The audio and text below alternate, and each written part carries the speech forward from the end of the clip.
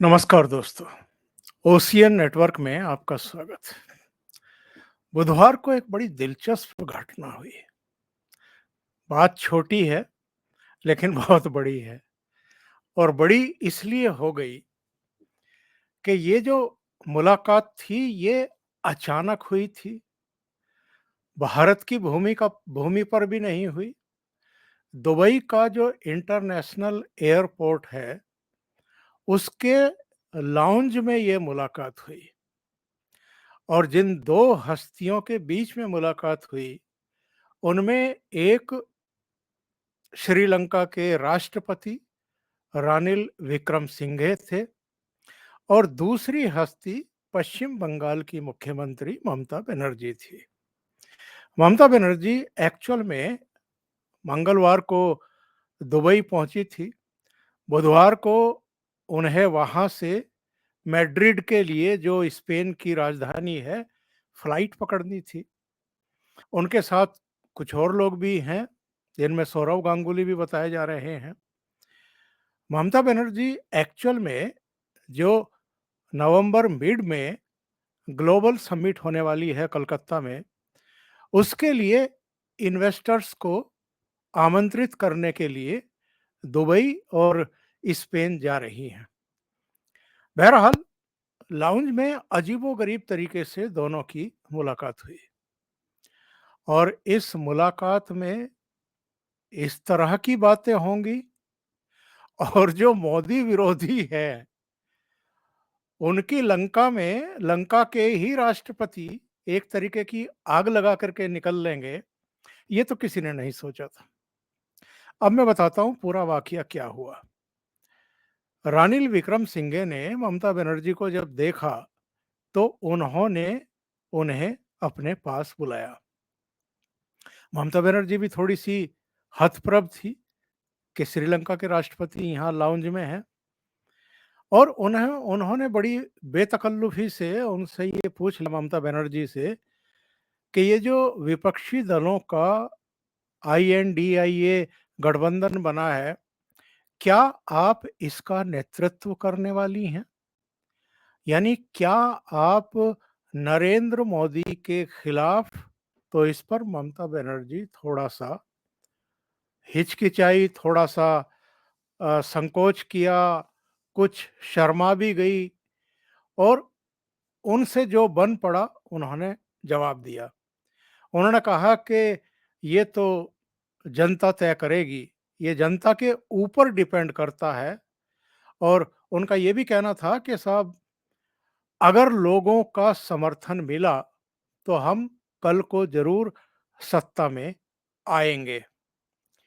ये मामूली सी बातें थी जो एक दूसरे से मुलाकात में ये शब्दों का आदान प्रदान हुआ। श्रीलंका के राष्ट्रपति ने उनको कर्टसी में कहा कि आप श्रीलंका तशरीफ लाइए। इसी तरीके से ममता बनर्जी ने उनसे कहा कि जो ग्लोबल समिट होने जा रहा है कलकत्ता में, 21-22 नवंबर को है संभवतः, आप उसमें तशरीफ लाइए। और बात आई गई हो गई। लेकिन ममता बनर्जी ने इसका ट्वीट कर दिया और ट्वीट करके उन्होंने कहा कि साहब, दुबई के एयरपोर्ट पर उनकी श्रीलंका के राष्ट्रपति से औचक मुलाकात हुई और उन्होंने कुछ ऐसी बातें कही, मतलब जो राष्ट्रपति ने जिस तरीके से उनको बुलाया और उनसे बात की और उनसे सवाल पूछे, तो ममता बनर्जी ने कहा कि उनके अभिवादन से मैं अभिभूत हूँ। उन्होंने मुझे श्रीलंका आमंत्रित किया और ये एक सुखद बातचीत थी। तो बात तो खाली इतनी ही थी। लेकिन इसके बाद जो हल्ला शुरू हुआ, जो चर्चाएं शुरू हुई और ममता बनर्जी ने जिस तरीके से इसको ट्वीट कर दिया, इसने अपने आप में एक ट्विस्ट ला दिया है मोदी विरोधियों की पूरी राजनीति में और पूरे गठबंधन में। अब बहुत सारे लोगों का ये कहना है कि साहब, ममता बनर्जी की जो इच्छा है वो जागृत करके चले गए श्रीलंका के राष्ट्रपति। ममता बनर्जी की तो बड़ी इच्छा है कि वो इस देश का नेतृत्व करें, प्रधानमंत्री बने। अब ये अलग बात है कि पश्चिम बंगाल के बाहर उनका कुछ खास नहीं है, मतलब कहीं से भी एक भी सीट मिलने की उम्मीद उनको नहीं है। नंबर 2, कांग्रेस उनको क्यों एक्सेप्ट करेगी चेहरे के तौर पर?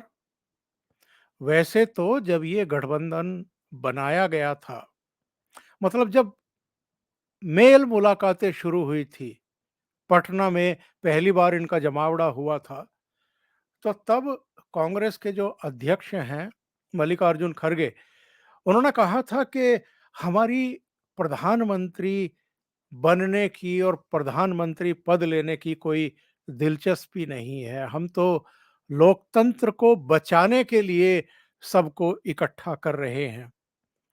लेकिन पटना और बेंगलुरु के बीच में कुछ ऐसी घटनाएं घटी कि राहुल गांधी की जो 2 साल की सजा थी, सूरत कोर्ट ने जो मानहानि वाले मामले में उनको 2 साल की सजा सुनाई थी और जिसके चलते उनकी मेंबरशिप पार्लियामेंट की छिन गई थी, उनका बंगला छिन गया था और वो बड़े हताश निराश से दिखाई दे रहे थे। ऊपर से तो बड़े कॉन्फिडेंट दिखाई दे रहे थे, लेकिन उनको लग रहा था कि ये क्या हो गया। और उन्होंने इसकी शिकायत भी की अमेरिका के दौरे के समय कि मैं पहला आदमी हूं हिंदुस्तान में जिसको मानहानि के केस में मैक्सिमम सजा मिली है।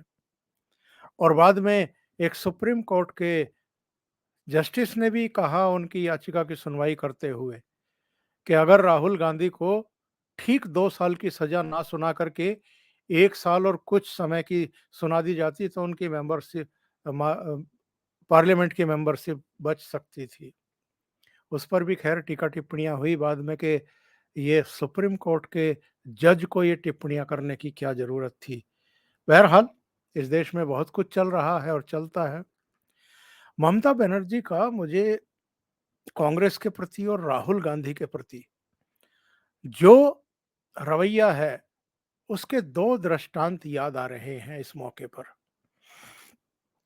पहला, जब वो अपनी तरफ से इनिशिएट कर रही थी एक गठबंधन बनाने की और मोदी विरोधी एक फ्रंट बनाने की, तो वो दिल्ली भी आई थी, तीसरी बार मुख्यमंत्री बनने के तुरंत बाद की बात है ये।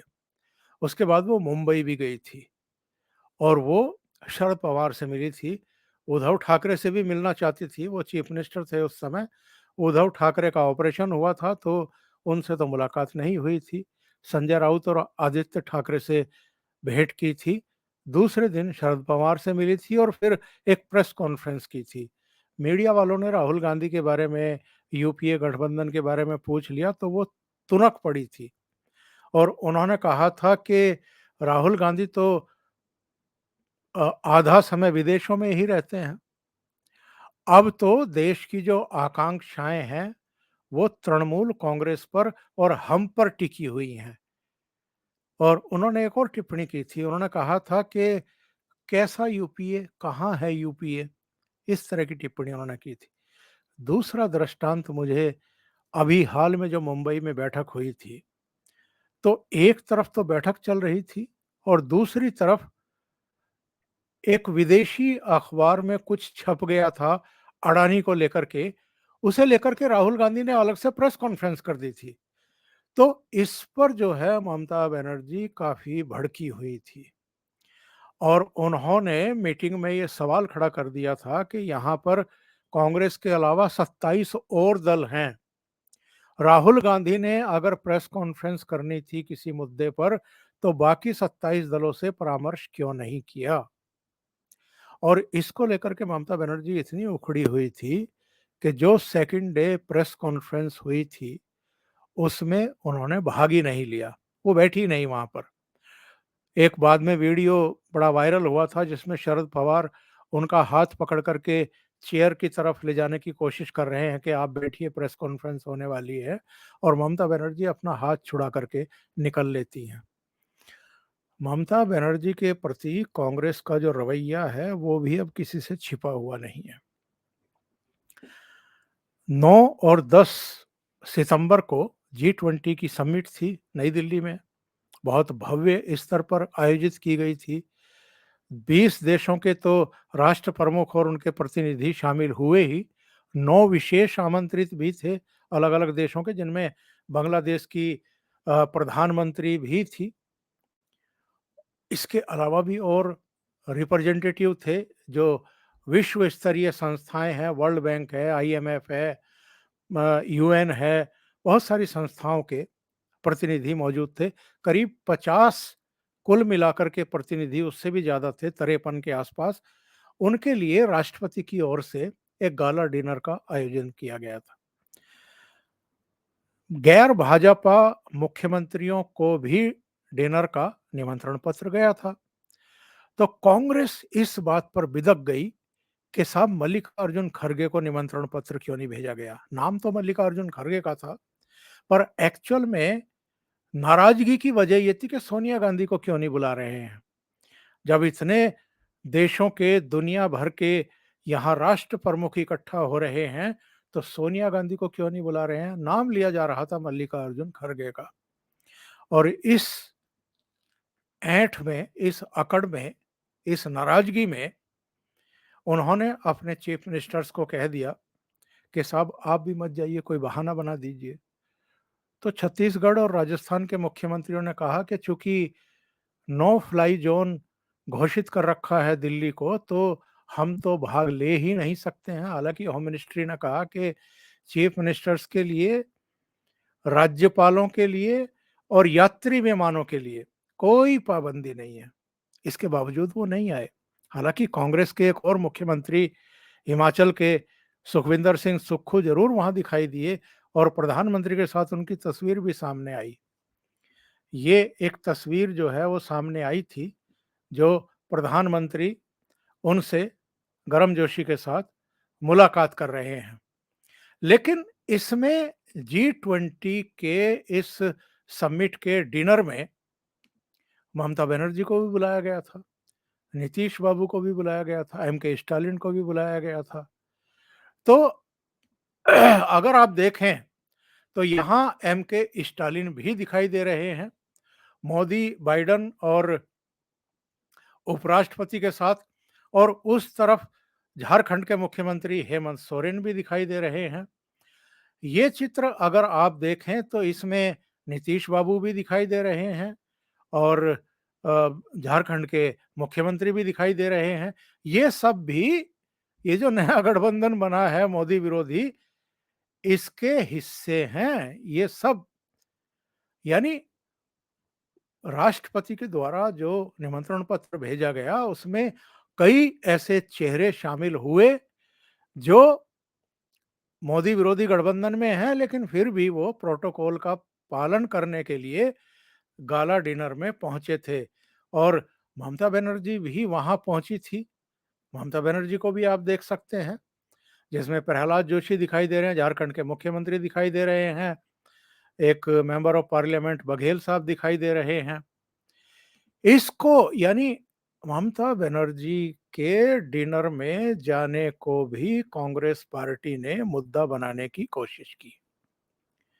पश्चिम बंगाल के जो कांग्रेस के प्रदेश अध्यक्ष हैं और लोकसभा में संसदीय दल के नेता हैं अधीर रंजन चौधरी, उन्होंने कहा कि अ, हम लोग चूंकि बायकॉट कर रहे थे, उससे दूरी बना रहे थे डिनर से, तो अगर ममता बनर्जी भी दूरी बना लेती तो कोई आसमान नहीं फट पड़ता। फिर एक और टिप्पणी उन्होंने कर दी कि ऐसे क्या कारण है कि ममता बनर्जी डिनर के लिए एक दिन पहले ही दिल्ली पहुंच गई और डिनर में शामिल हुई और वहां बैठी जहां योगी आदित्यनाथ और अमित शाह बैठे हुए थे। तो जो शांतनु सेन हैं, टीएमसी के मेंबर ऑफ पार्लियामेंट, उन्होंने अधीर रंजन चौधरी को टकासा जवाब भी दे दिया और उन्होंने कहा कि प्रोटोकॉल पूछने के लिए हमें कांग्रेस की जरूरत नहीं है। यानी कांग्रेस से पूछ करके ममता बनर्जी किसी प्रोटोकॉल का पालन नहीं करेंगी और किसी डिनर में शामिल नहीं होंगी। सीधी सी बात यह है कि जब से राहुल गांधी की वो 2 साल की सजा पर स्टे हुआ है, उनकी सांसदी बहाल हुई है, कांग्रेस की उम्मीदें एक बार फिर परवान चढ़ गई हैं। उनको लगता है कि हम ही तो अखिल भारतीय पार्टी हैं। कन्याकुमारी से कश्मीर तक की भारत जोड़ो तोड़ो यात्रा राहुल गांधी ने ही तो की थी, और अब फिर एक यात्रा वो पूरब से पश्चिम की तरफ या पश्चिम से पूरब की तरफ शुरू करने वाले हैं अक्टूबर में किसी समय। तो दावेदारी किसकी है? अगर चेहरा बनाया ही जाना है तो राहुल गांधी ही हो सकते हैं, ममता बनर्जी वगैरह कैसे हो सकती हैं? लेकिन श्रीलंका के राष्ट्रपति रानिल विक्रमसिंघे ने तो ये जो मोदी विरोधियों की लंका है, इसमें आग लगाने का काम कर दिया। और ममता बनर्जी ने ट्वीट अगर किया है तो इसका भी एक मतलब है, एक मायने है, एक अर्थ है और एक संदेश है। एक मैसेज भेजना चाहती हैं कांग्रेस नेतृत्व के पास भी, और जो गठबंधन के अन्य सहयोगी हैं उन तक भी, कि देखिए श्रीलंका के राष्ट्रपति भी मुझ में मोदी विरोधी विपक्षी दलों के चेहरे के रूप में संभावनाएं देख रहे हैं। यानी रायता फैलाने का काम तो हो गया है। अभी के लिए इतना ही। बहुत बहुत धन्यवाद। अगर आपको ये चैनल और इसके कंटेंट पसंद आ रहे हैं तो लाइक करें, कमेंट करें, वीडियो को शेयर भी करें। अभी तक अगर आपने ये चैनल सब्सक्राइब नहीं किया है तो सब्सक्राइब कर लें और साथ में लगे बेल आइकॉन को दबाना ना भूलें, ताकि आगे आने वाले वीडियो और उनके नोटिफिकेशन आप तक पहुंचते रहें। बहुत बहुत धन्यवाद। नमस्कार।